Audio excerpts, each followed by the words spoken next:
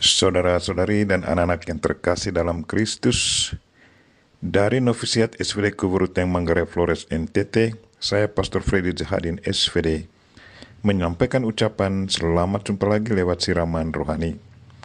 Hari ini 14 Agustus 2021, Injil hari ini diambil dari Matius, bab 19 ayat 13 sampai 15. Kita diingatkan supaya selalu memperhatikan yang lemah.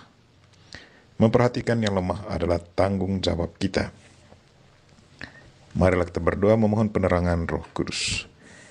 Dalam nama Bapa dan Putra dan Roh Kudus, amin. Tuhan dan Allah kami, puji dan syukur kami haturkan kepadamu karena Engkau mengingatkan kami supaya selalu memperhatikan mereka yang lemah, yang tertindas dan ditolak oleh masyarakat. Kami mohon semoga Engkau selalu menggerakkan hati kami agar kami selalu sensitif akan kebutuhan sesama kami.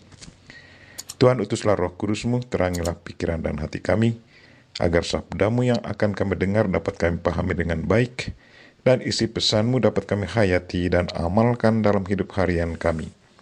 Doa ini kami sampaikan dengan perantaran Kristus Tuhan kami. Amin. Tuhan serta-Mu dan serta-Mu juga. Inilah Injil Yesus Kristus menurut Matius bab 19 ayat 13 sampai 15. Sekali peristiwa, orang membawa anak-anak kecil kepada Yesus supaya ia meletakkan tangannya atas mereka dan mendoakan mereka. Akan tetapi murid-muridnya memarahi orang-orang itu. Tetapi Yesus berkata, "Biarkanlah anak-anak itu, janganlah menghalang-halangi mereka datang kepadaku, sebab orang-orang yang seperti itulah yang empunya kerajaan surga."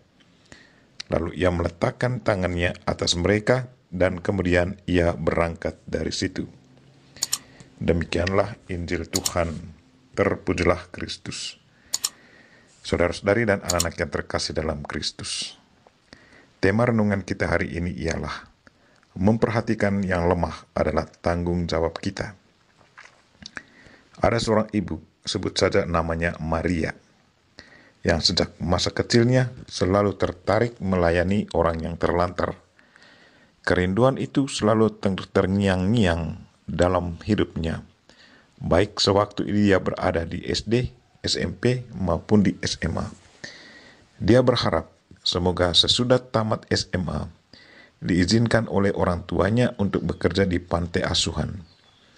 Sesudah SMA, orang tuanya meminta dia untuk terus melanjutkan sekolahnya di perguruan tinggi. Setelah wisuda, ia menikah, kemudian ditawarkan bekerja di satu perusahaan.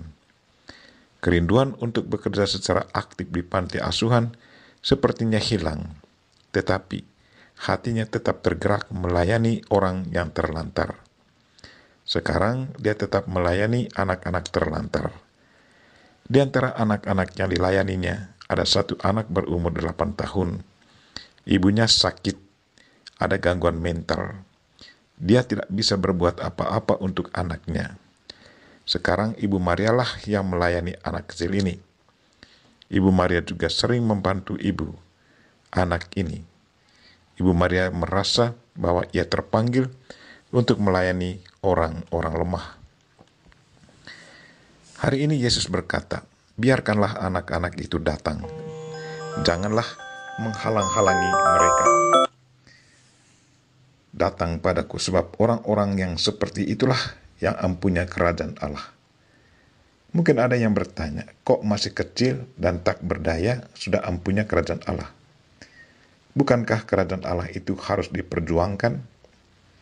Benar bahwa kerajaan Allah harus diperjuangkan, tetapi pesan yang mau disampaikan Yesus Kristus adalah bahwa untuk memiliki kerajaan Allah, pertama-tama kita harus memiliki sifat seperti yang dimiliki oleh anak-anak.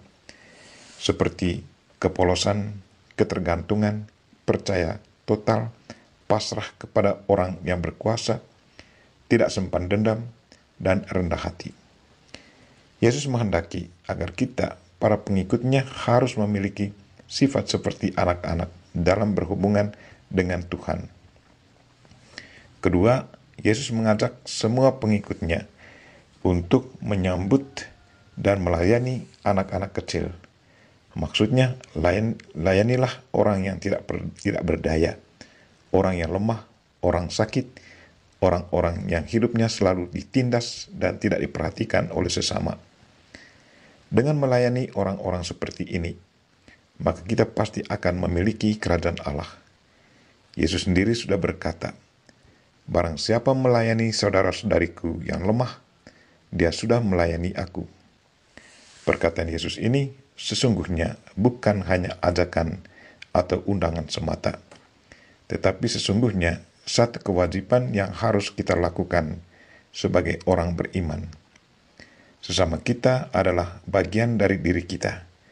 Kita semua adalah anggota tubuh Kristus, dan Kristus sendiri adalah kepala tubuh. Kalau salah satu dari anggota tubuh kita sakit, maka bagian dari tubuh kita yang lain harus membantunya. Kepala kita, yaitu Yesus Kristus pun pasti merasakannya, dan dia pun merasa bertanggung jawab untuk melayaninya.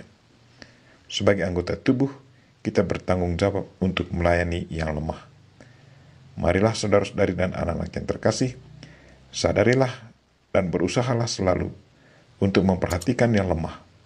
Memperhatikan yang lemah adalah tanggung jawab kita, karena yang lemah itu adalah bagian dari anggota tubuh Kristus. Kita berdoa, semoga Tuhan selalu menggerakkan hati kita, agar kita selalu sensitif merasakan kebutuhan sesama kita, dan selalu tergerak untuk melayaninya dengan penuh kasih. Kita mohon Bunda Maria untuk mendoakan kita. Amin. Marilah kita mohon berkat Tuhan. Tuhan sertamu, dan sertamu juga. Semoga saudara sekalian, dan mereka-mereka yang kita doakan pada hari ini, dan segala aktivitas kita sepanjang hari ini dilindungi, dibimbing, dan diberkati oleh Allah yang Maha Kuasa, Bapa dan Putra dan Roh Kudus. Amin.